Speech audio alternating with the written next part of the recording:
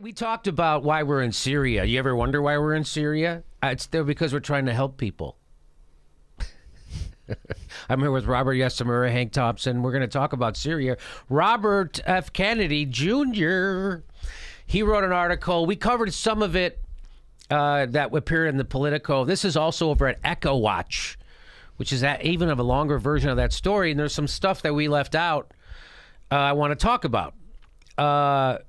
So what are we doing in Syria, right? So what America doesn't know is that the CIA, at our behest, has been toppling governments in the Mideast left and right, trying to all the time since the 40s. This is true. Iran, Syria, Jordan, Afghanistan, all of them. We've been had our fingers in. We want to control it. And Robert Kennedy says, while the compliant American press parrots the narrative that our military support for the Syrian insurgency is purely humanitarian, many Syrians see the present crisis as just another proxy war over pipelines and geopolitics. What? A pipeline? I've never once heard Rachel Maddow or Brian Williams mention a pipeline. And that's why we're in Syria. Did you ever hear that, Hank? No. You ever hear anybody mention that, a pipeline? No, not a lot of pipeline talk on Brian about Williams. What we're doing in Syria? No. How about you, Rob? You ever hear them talk about a pipeline? I haven't heard them talk about anything in terms of Syria that explain what the hell's going on. No, it's just that there's Assad they just say bad, Assad is bad, and ISIS cuts people's heads off, and Russia's there, and they're Russia's bad. there, and we're going to fix it. Right. So here's the pipeline that he's talking about, by the way. So look at this. So here's the pipeline starting at Qatar. So this is by the way, this is natural gas. Right. So Saudi Arabia and Iran, they have the largest natural gas deposit in the world, and so Qatar wants to take it through Jordan. See, we go Saudi Arabia, Jordan, through Syria, through Turkey. So they're on board. Jordan's on board. Turkey's on board. Guess who's not on board? Syria. And there's the problem. So now here's the other pipeline. Comes from Iran. These are the competing pipelines. Shia, Sunni. Okay? Just so you know. And Russia is against this one. They don't want this one. Russia is against it because Russia gives a lot. They're in bed well, actually, with Iran. Russia doesn't want either. Right. But if they were going to have one, the Russians would lead. Well, let's get into it. Because Robert Kennedy says, of course, the Russians who sell 70% of their gas exports to Europe viewed the Qatar-Turkey pipeline as an existential threat. This is to your point, Robert. In Putin's view, the Qatar pipeline is a NATO plot to change the status quo, deprive Russia of its only foothold in the Middle East, strangle the Russian economy, and end Russian leverage in the European energy market. Mm-hmm. Well, they never tell you this stuff. Like, I mean, you have to seek this information out. It's out there, but you have to. They never say it like so it gets into the consciousness of the American people. They don't ever do that. In 2009, Assad announced that he would refuse to sign the agreement to allow the pipeline to run through Syria to protect the interests of our Russian ally.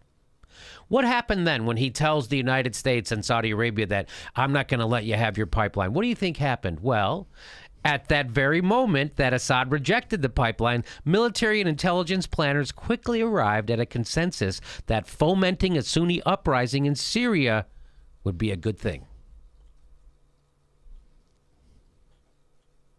At that very moment, they decided to, hey, let's overthrow this guy. According to Sy Hirsch, before the war started, Assad was moving to liberalize the country.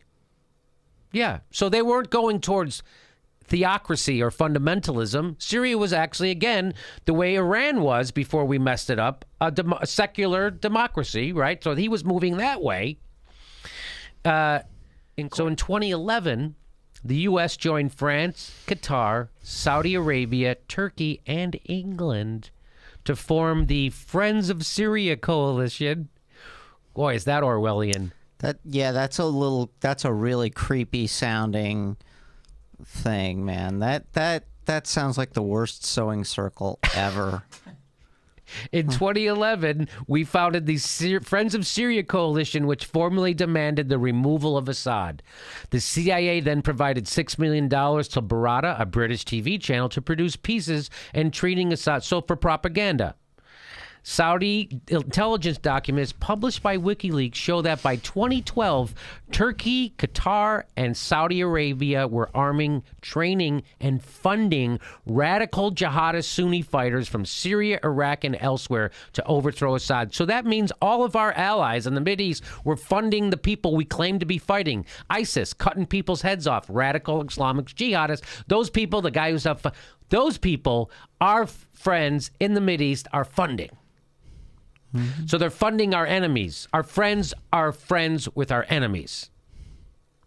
The idea of fomenting a Sunni-Shia civil war to weaken the Syrian and Iranian regimes so as to maintain control of the region's petrochemical supplies was not a novel notion in the Pentagon lexicon. Really? This wasn't the first time they'd thought of it? No, in fact, a damning 2008 Pentagon funded RAND report proposed a precise blueprint for what was about to happen.